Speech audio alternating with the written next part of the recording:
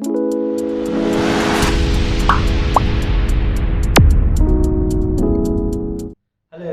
To genius classes.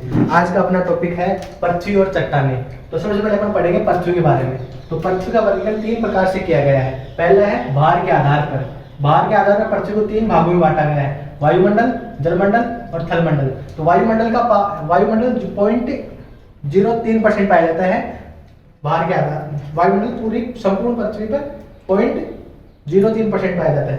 जलमंडल पाया जाता है 6.91 और सबसे अधिक पाया जाता है थलमंडल 93.06%। दूसरा घनत्व के आधार पर वर्गीकरण। दूसरा वर्गीकरण किया गया है घनत्व के आधार पर। तो घनत्व के आधार पर भी पृथ्वी को 3 भागों में बांटा गया है, भूपपड़ी, मेंटल और कोर। घनत्व तो भूपपड़ी का घनत्व कितना आता है 2.65 ग्राम पर सेंटीमीटर क्यूब और मेंटल का होता है 3 से 4.5 और कोर का होता है 9 से 12। फिर से बता देता हूं, पृथ्वी को 3 भागों में वर्गीकरण किया गया है पृथ्वी का। पहला भार के आधार पर, दूसरा है घनत्व के आधार पर, तीसरा है मोटाई के आधार पर। भार के आधार पर पृथ्वी को 3 भागों में बांटा गया है, वायुमंडल, जलमंडल और थलमंडल। तो जिसमें वायुमंडल का पार्ट है 0.03% और जलमंडल का पार्ट है 6.91% और थलमंडल का पार्ट है 93.06%। दूसरा है घनत्व के आधार पर। तो घनत्व के आधार पर भी पृथ्वी को 3 भागों में बांटा गया है, जिसमें पहला है भूपपड़ी, दूसरा है मेंटल और तीसरा है कोर। इसमें भूपपड़ी का घनत्व है 2.65, मेंटल का घनत्व है 3 से 4.5 और कोर का घनत्व है 9 से 12। तीसरा वर्गीकरण है मोटाई के आधार पर। तो पहली है भूपपड़ी की मोटाई। तो भूपपड़ी की मोटाई होती है 5 से 56 किलोमीटर तक। 5 से 56 किलोमीटर तक की भूपपड़ी की मोटाई होती है। दूसरा है मेंटल। मेंटल की मोटाई कितनी होती है 2900 किलोमीटर तक। चौथा है कोर। तो कोर में भी 2 भाग होते हैं, बाहरी कोर और आंतरिक कोर। तो बाहरी कोर की मोटाई होती है 2850 किलोमीटर और आंतरिक कोर की मोटाई होती है 1300 किलोमीटर।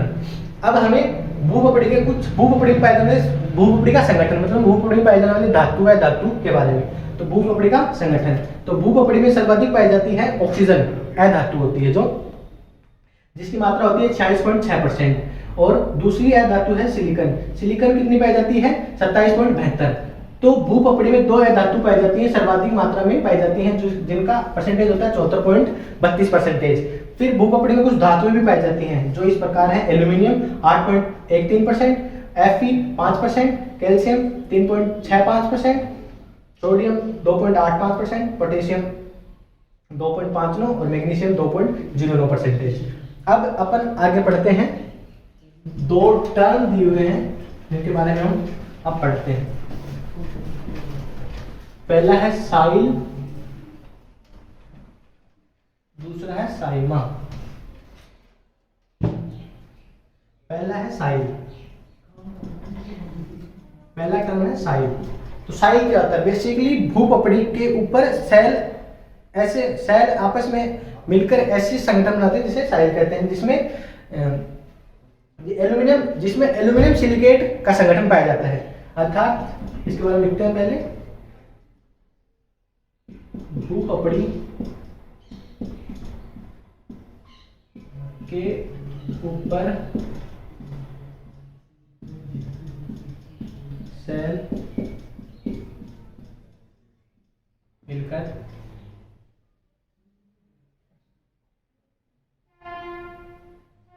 नहीं, सेल भूपपड़ी की ऊपरी परत, भूपपड़ी की ऊपरी परत सेल से या सेलों से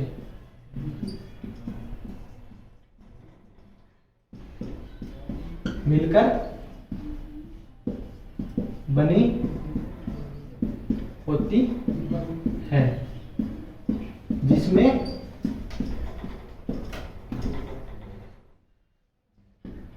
एल्यूमिनियम सिलिकेट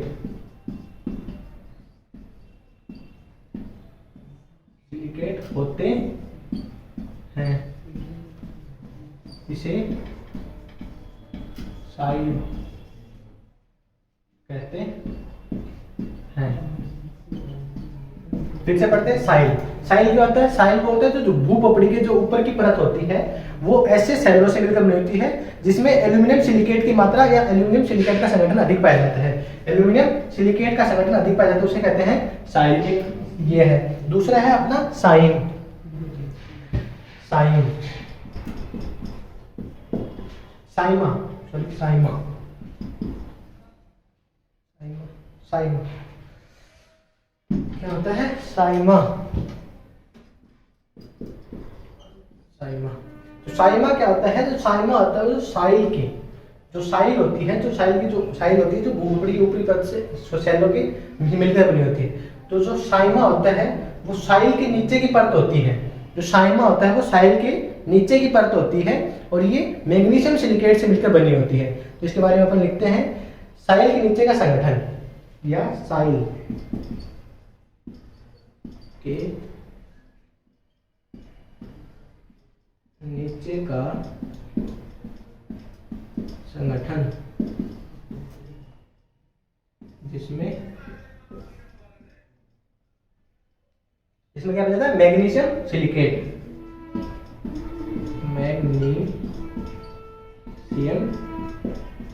मैग्नीशियम सिलिकेट, इसमें मैग्नीशियम सिलिकेट का संगठन होता है उसे साइमा कहते हैं। एक बार फिर से देख लेते हैं। पहला है अपना साइल। तो साइल का जो भूपपड़ी की जो ऊपरी परत होती है वो ऐसे सेलों से मिलकर बनी होती है जिसमें एल्यूमिनियम सिलिकेट का संगठन अधिक पाया जाता है। जिसमें एल्यूमिनियम सिलिकेट का संगठन अधिक पाया जाता है उसे साइल कहते हैं। साइल कहते हैं उसे साइल। हिंदी में लिख देता हूं साइल। दूसरा है साइमा। तो साइमा क्या होता है? जो साइल होती है उसके नीचे जो संगठन पाया जाता है उसके नीचे मैग्नीशियम सिलिकेट का संगठन पाया जाता है उसे कहते हैं साइमा। उसे क्या कहते हैं? साइमा। अब अपन पढ़ते हैं चट्टान के बारे में। चट्टानों के बारे में तो बेसिकली चट्टानें 3 प्रकार की होती हैं। और कौन सी कितने प्रकार की होती हैं? 3 प्रकार की। आगन्य, अवसादी और कायांतरित। कायांतरित क्या? कायांतरित। पहले चट्टान के बारे में पढ़ते हैं। चट्टान क्या होती है? पढ़ते हैं चट्टान। तो चट्टान देखो खनिजों से मिलकर बनी होती है। तो चट्टान की परिभाषा क्या होगी? एक या एक से अधिक खनिज मिलकर जो ठोस पिंड का निर्माण करते हैं उसे चट्टान कहते हैं। चट्टान किसे कहते हैं? जो एक या एक से अधिक चट्टान। पहली बात तो चट्टान खनिजों से मिलकर बनी होती है और चट्टान की परिभाषा क्या होगी? एक या एक से अधिक खनिज से मिलकर जो ठोस पिंड बनता है उसे क्या कहते हैं? चट्टान कहते हैं। चट्टान का अध्ययन पेट्रोलॉजी के अंदर किया जाता है। चट्टानों के अध्ययन को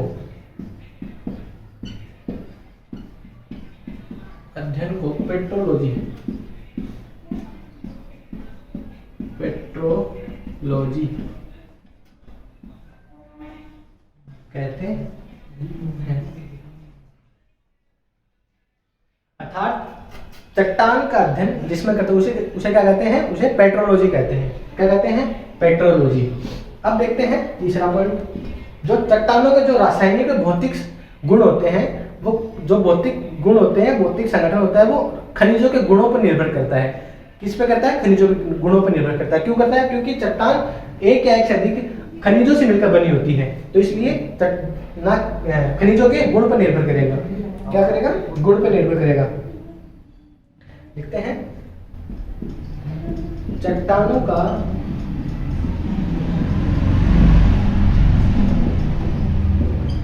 रासायनिक व भौतिक संगठन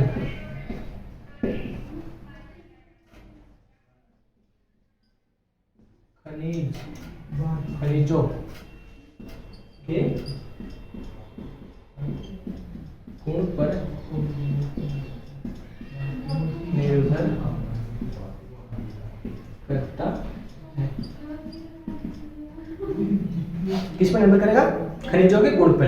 एक बार फिर से देख लेते हैं। चट्टान, चट्टान किसे कहते हैं? पहले तो चट्टान खनिजों से मिलकर बनी होती है। किससे मिलकर बनी होती है? खनिजों से। तो चट्टान की परिभाषा क्या हो जाएगी? आसान सी परिभाषा है, एक या एक से अधिक खनिज मिलकर जो ठोस पिंड, तो चट्टान हमें पता है ठोस होती है, जो ठोस पिंड का निर्माण करते हैं उसे हम चट्टान कहते हैं। अब दूसरा पॉइंट है चट्टानों का अध्ययन, अध्ययन को पेट्रोलॉजी कहता है, अर्थात चट्टानों का अध्ययन हम पेट्रोलॉजी के अंदर करते हैं, तो पेट्रोलॉजी के अंदर करते हैं। तीसरा पॉइंट है चट्टानों का जो रासायनिक और भौतिक संगठन है, चट्टानों का जो रासायनिक और भौतिक संगठन है वो खनिजों के गुण पर निर्भर करता है, क्योंकि चट्टानें खनिजों के मिलने से बनी होती हैं, खनिजों के मिलने से बनी होती हैं, इसलिए इनका भौतिक और रासायनिक संगठन भी इनके खनिजों के गुण पर निर्भर करेगा। अब अपन आगे बढ़ते हैं। जो एक खनिज से मिलकर बनी होती है चट्टान, और जो बहुत खनिजों से मिलकर बनी होती है चट्टान।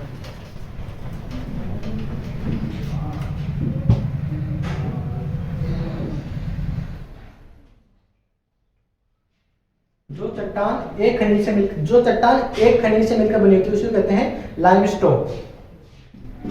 एक खनिज से मिलकर बनी हुई चट्टान को लाइम, और जो बहुत सारे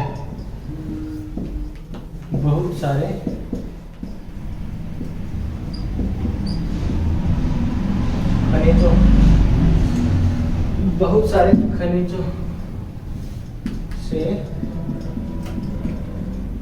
मिलकर बनी होती है उसे ग्रेफाइट।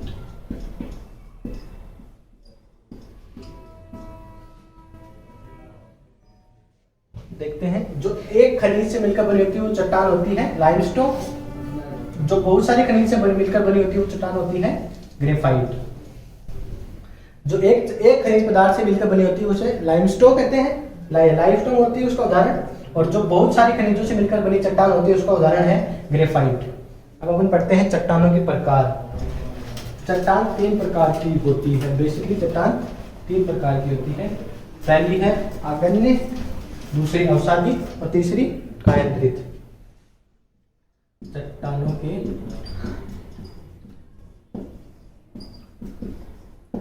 प्रकार। तो चट्टान 3 प्रकार की होती है, कौन कौन सी? पहली है आगन्य, दूसरी अवसादी और तीसरी होती है कायांतरित। कायांतरित चट्टानें। तो अपन सबसे पहले पढ़ेंगे आगन्य चट्टान के बारे में। सबसे पहले पढ़ते हैं आगन्य चट्टान। तो आगन्य चट्टान क्या होती हैं? ये देखो, ये किससे बनती हैं? ये बनती हैं बेसिकली लावा से। ये है ज्वालामुखी जैसे, तो ज्वालामुखी में से जो लावा निकलता है, ये जो लावा निकल रहा है, लावा, ये जो जब ठंडा हो जाता है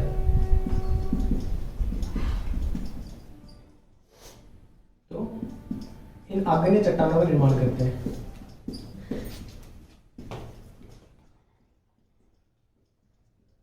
चट्टानों का निर्माण अर्थात आगन्य चट्टानों का निर्माण किनसे होगा? आगन्य चट्टानों का निर्माण होगा लावा से। जो ज्वालामुखी से जो लावा निकलता है और जब वो ठंडा हो जाता है तो उनसे आग्नेय चट्टानें बनती हैं। इनके बारे में हम पूरी तरह से लिखते हैं।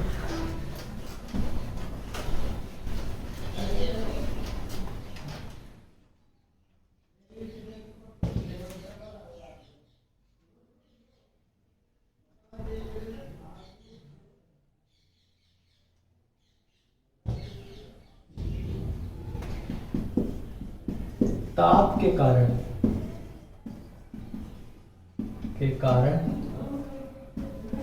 लावा पृथ्वी के अंदर या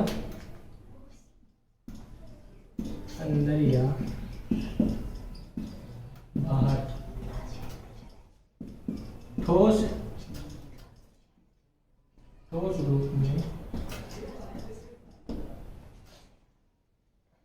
रूप में परिवर्तित या हो जाता है, उसे आग्नेय चट्टान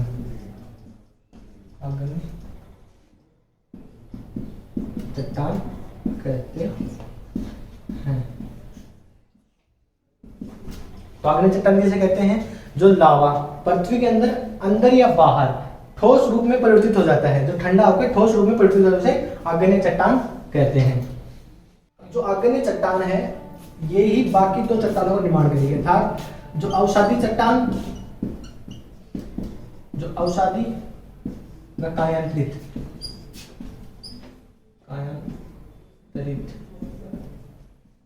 चट्टानें होती हैं, चट्टानों का निर्माण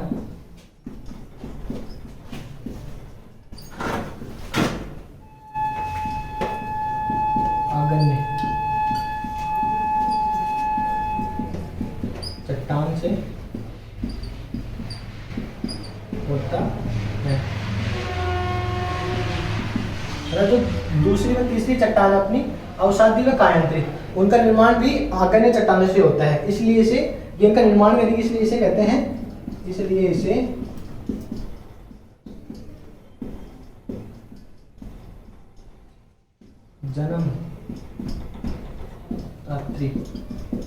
जन्मदात्री चट्टान भी कहते हैं। अर्थात जो अवसादी व कायांतरित चट्टानों का निर्माण आग्नेय चट्टानें करेंगे, अर्थात इनका जन्म आग्नेय चट्टानों के द्वारा होता है, तो इसे आग्नेय चट्टान को जन्मदात्री चट्टान भी कहते हैं। आग्नेय चट्टान है ये सबसे पुरानी चट्टान है, इसलिए इन्हें प्राथमिक चट्टान भी कहा जाता है। तो पॉइंट लिखते हैं, प्राथमिक चट्टान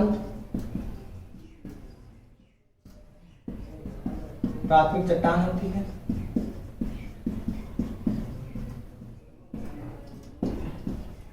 प्रारंभिक चट्टान होती है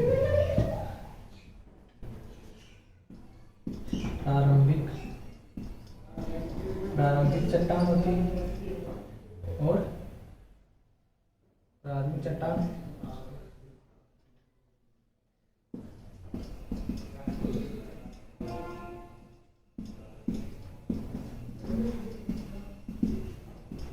प्राथमिक चट्टान होने के कारण ये सबसे पुरानी चट्टान होती है, ये सबसे पुरानी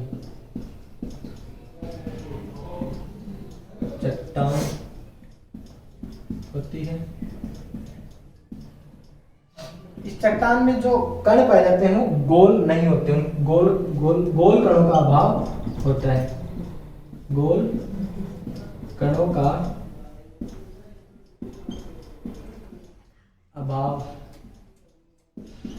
होता है, अर्थात इस चट्टान के जो कण होते हैं वो गोल नहीं होते, और ये चट्टान परत रहित होती है, इनमें परतें नहीं पाई जाती, परत रहित होती है।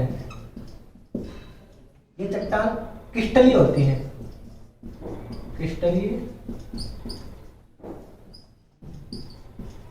होती।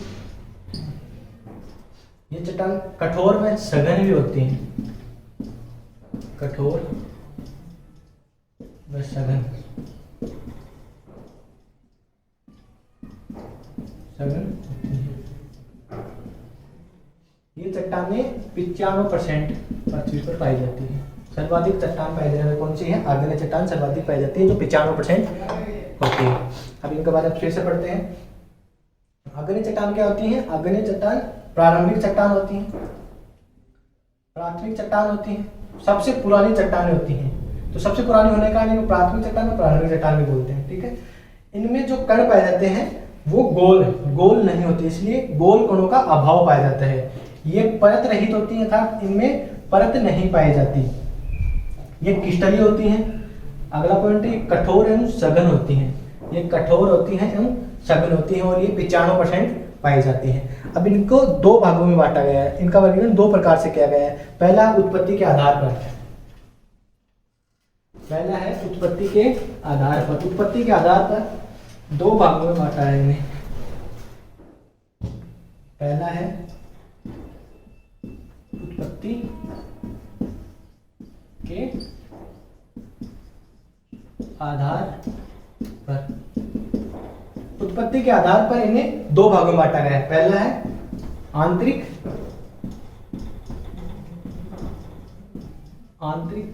चट्टान। तो आंतरिक चट्टानें क्या होती हैं? अपने पढ़िया था आग्नेय चट्टान। आग्नेय चट्टान क्या होती है? जो लावा निकलता है ज्वालामुखी से, वो या तो पृथ्वी के अंदर रह के ठोस रूप में परिवर्तित हो जाता है या पृथ्वी के बाहर आकर ठोस रूप में परिवर्तित हो जाता है। तो आंतरिक चट्टान क्या होगी? जो लावा है वो पृथ्वी के अंदर ही रहकर ठोस रूप में परिवर्तित हो जाता है, उसे आंतरिक चट्टान कहते हैं। इसके बारे में लिखते हैं, लावा जब पृथ्वी के अंदर ही ठंडा होकर ठोस रूप लेता है तो आंतरिक चट्टान, आंतरिक आग्नेय चट्टान, आंतरिक आग्नेय चट्टान, आंतरिक आग्नेय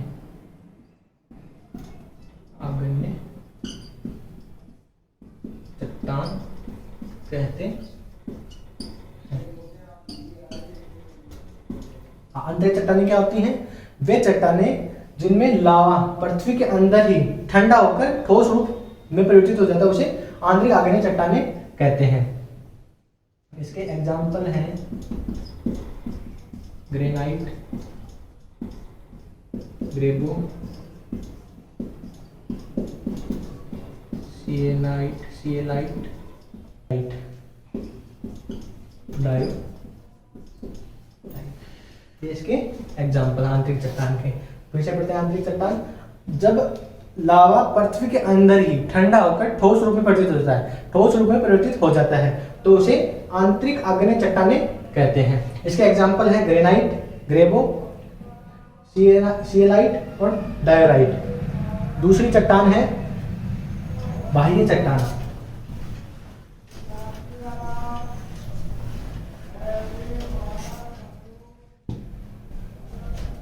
दूसरी है बाह्यस्थ चट्टान। बाह्यस्थ आग्नेय चट्टान है, बाह्यस्थ चट्टान। तो बाह्यस्थ नाम से ही दिख रहा है हमें, जब लावा पृथ्वी के बाहर निकलकर ठंडा होकर ठोस रूप में वितरित होता है या ठोस रूप में परिवर्तित होता है, तो उसे बाह्य या बाह्यस्थ चट्टान कहते हैं। देखते हैं, लावा जब पृथ्वी के बाहर आकर ठंडा होकर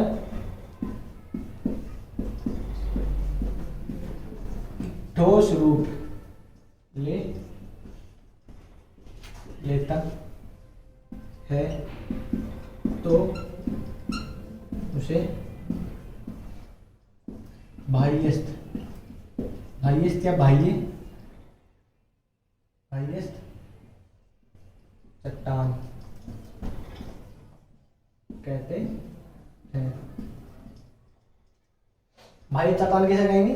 जब लावा पृथ्वी के बाहर आकर, बाह्य चट्टान कैसे कहेंगे? जब लावा पृथ्वी के बाहर आकर ठोस रूप, ठंडा होकर ठोस रूप में परिवर्तित हो जाता है तो उसे बाह्य चट्टान कहते हैं। इसके एग्जाम्पल हैं बेसाल्ट, एंटीसाइट और रायोलाइट, एंटीसाइट और रायोलाइट इसके उदाहरण हैं। एक बार फिर से देखते हैं, पहले देखते हैं आंतरिक चट्टान। आंतरिक चट्टान क्या होती है? जब लावा पृथ्वी के अंदर ही रहकर ठंडा होकर ठोस रूप में परिवर्तित हो जाता है तो उसे आंतरिक चट्टान कहते हैं। उसके उदाहरण थे ग्रेनाइट, ग्रेबो, सिएनाइट और डायोराइट। अब है बाह्य चट्टान। बाह्य चट्टान जब लावा जब पृथ्वी के बाहर निकलकर ठंडा होकर ठोस रूप में परिवर्तित होता है तो उसे कहते हैं बाह्यस्थ या बाह्य चट्टान। इसके उदाहरण है बेसाल्ट, एंटीसाइट और रायोलाइट। अब दूसरा उत्पत्ति है, दूसरा वर्गीकरण है संगठन के आधार पर। दूसरा वर्गीकरण है, पहला वर्गीकरण देखा हमने उत्पत्ति के आधार पर। उत्पत्ति के आधार पर दो भागों में बांटा गया, आंतरिक और बाह्य। अब दूसरा वर्गीकरण है रासायनिक संगठन के आधार पर। रासायनिक संगठन के आधार पर, इसे रासायनिक संगठन के आधार पर इसे तीन भागों में बांटा गया है। पहला है अम्लीय,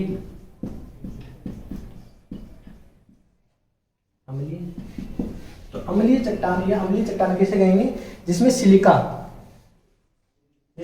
की मात्रा, जिसमें सिलिका की मात्रा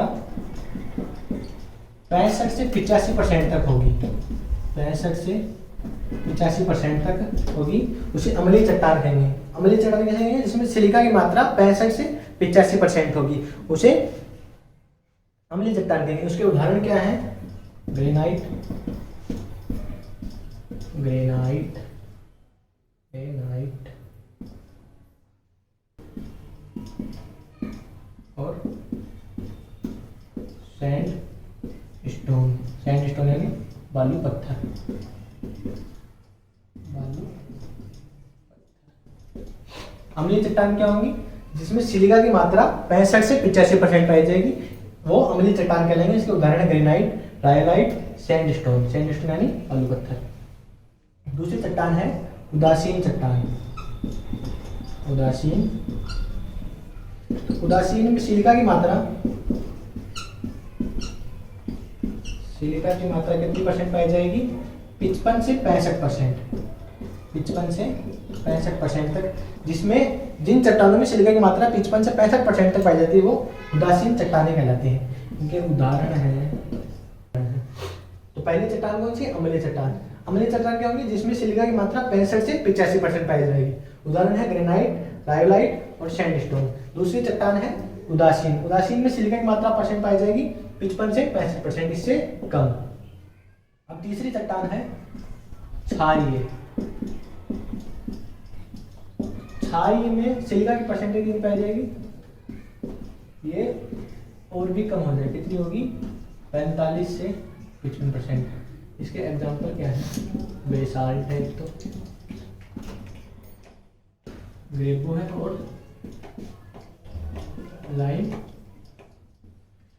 लाइमस्टोन है। क्षारीय चट्टान क्या होगी?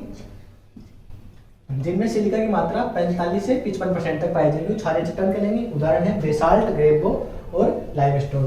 फिर से देखते हैं रासायनिक संगठन। तो रासायनिक संगठन के आधार पर आर्गेनिक चट्टानों को तीन भागों में बांटा गया है, अम्लीय, उदासीन और क्षारीय। तो अम्लीय चट्टान क्या होंगी? जिनमें सिलिका की मात्रा 65 से 85% पाई जाएगी, वो अम्लीय चट्टान कहलाएंगे। उदासीन चट्टान जिनमें सिलिका की मात्रा 55 से 65% पाई जाएगी, वो उदासीन चट्टान कहलाएंगे। क्षारीय चट्टान क्या होंगी? जिनमें सिलिका की मात्रा 45 से 55% पाई जाएगी।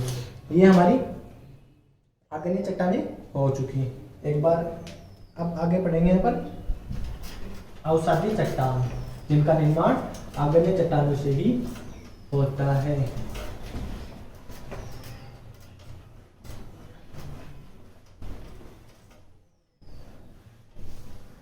अब हम पढ़ते हैं दूसरी चट्टान कौन सी है?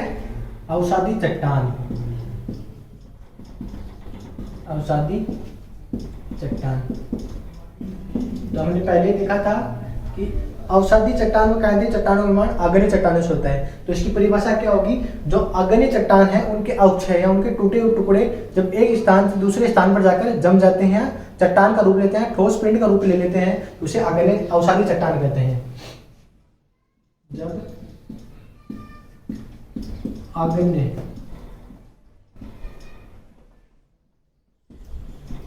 चट्टानों के अक्षय में टूटना से प्राप्त सामग्री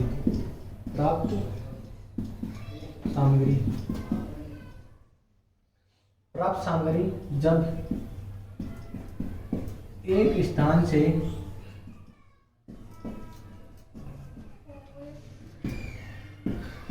दूसरे स्थान पर जाकर ठोस रूप में परिवर्तित हो जाती है, ठोस रूप में जम जाती है या परिवर्तित हो जाती है, ठोस रूप में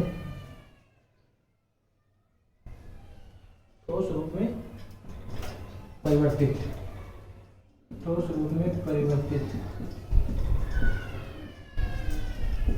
हो जाती है, तो उसे अवसादी चट्टान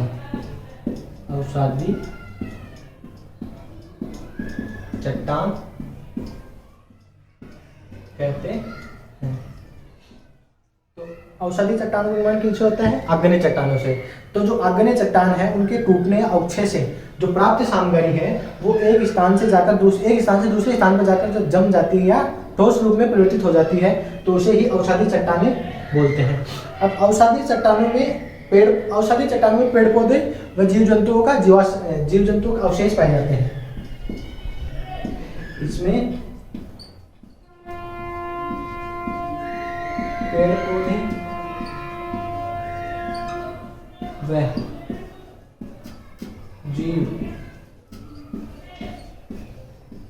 जीव जंतुओं के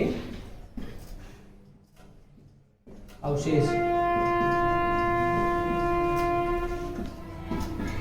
पाए जाते हैं। इसमें पेड़ पौधे एवं जीव जंतुओं के अवशेष पाए जाते हैं, जिसे हम बोलते हैं जीवाश्म अर्थात इसमें जीवाश्म पाए जाते हैं। ये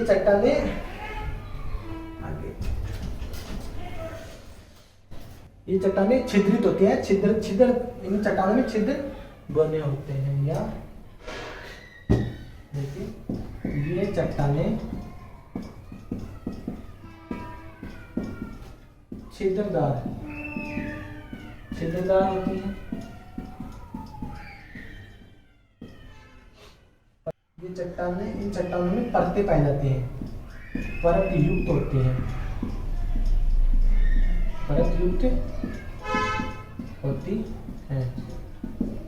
हमने पढ़ा था कि आग्नेय चट्टानें परत रहित होती हैं और अवसादी चट्टानें क्या होती हैं, परत युक्त होती हैं। अवसादी चट्टानों को हम अन्य नाम से भी जानते हैं, जैसे द्वितीयक चट्टान, जलज, परतदार और पातालिक।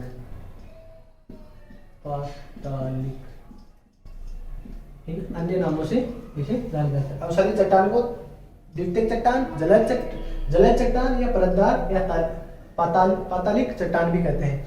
जो अवसादी चट्टानें होती हैं वो आग्नेय चट्टानों से बनी होती है, अर्थात जो आग्नेय चट्टानों के जो अवशेष या जो अवक्षय से प्राप्त जो सामग्री होती है वो एक स्थान से दूसरे स्थान पर जाकर ठोस रूप में परिवर्तित हो जाती है, तो उसे ही अवसादी चट्टानें बोलती हैं, अवसादी चट्टानें कहते हैं। अवसादी चट्टानों में पेड़ पौधों एवं जीव जंतुओं के अवशेष या जीवाश्म मिलते हैं। ये चट्टानें छिद्रदार होती हैं और ये परत युक्त होती है, इसलिए इसे परतदार चट्टान। उदाहरण है सेल,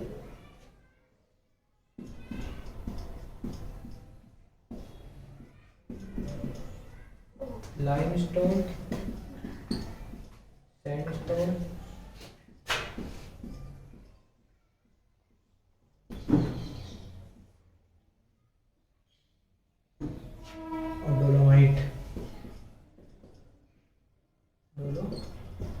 माइट, ये इसके उदाहरण पाए जाते हैं। इसमें उदाहरण कौन कौन से हैं? सेल, लाइमस्टोन, सैंडस्टोन और डोलामाइट। सैंडस्टोन मतलब बालू पत्थर। एक बार फिर से देख लेते हैं शुरू से। आग्नेय चट्टानें क्या होती है? आग्नेय चट्टान, अवसादी चट्टानें क्या होती है? अवसादी चट्टानों का निर्माण होता है आग्नेय चट्टानों से। जो आग्नेय चट्टानों में जो अवक्षय किससे प्राप्त जो सामग्री होती है, जो एक स्थान से जाकर दूसरे स्थान पर ठोस रूप में परिवर्तित हो जाती है, उसे ही हम अवसादी चट्टानें बोलते हैं। अवसादी चट्टानों में जीव जंतु व पेड़ पौधों के अवशेष या जीवाश्म पाए जाते हैं। ये चट्टानें छिद्रदार होती हैं एवं परतयुक्त होती हैं। इसे द्वितीयक चट्टान, जलद चट्टान, परतदार चट्टान और पातालिक चट्टान भी कहते हैं। इसके उदाहरण है सेल, लाइमस्टोन, सैंडस्टोन और डोलामाइट। अब अपन पढ़ते हैं तीसरी चट्टान, कायांत्रित चट्टान। कायांत्रित चट्टान जो होती है, कायांत्रित चट्टान बेसिकली आग्नेय अवसादी चट्टानों में ताप व दाब की क्रिया के फलस्वरूप बनने वाली चट्टानें होती हैं। क्या होती हैं? ताप व दाब की क्रिया के फल हैं आग्नेय व अवसादी।